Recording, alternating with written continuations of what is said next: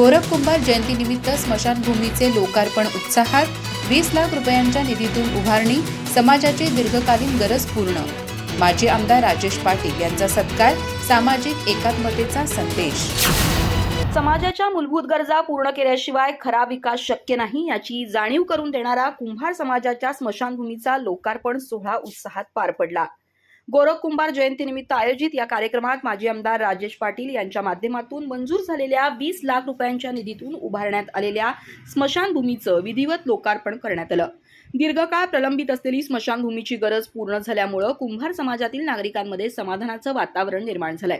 समाजाच्या मूलभूत सुविधा उपलब्ध करून देणं हीच खरी सामाजिक बांधिलकी असल्याची भावना यावेळी उपस्थितांनी व्यक्त केली. कार्यक्रमात दरम्यान या विकास कामासाठी निधी उपलब्ध करून दिल्याबद्दल समस्त कुंभार समाजाच्या वतीनं माजी आमदार राजेश पाटील यांचा शाल, श्रीफळ आणि मानचिन्ह देऊन सत्कार करण्यात आला.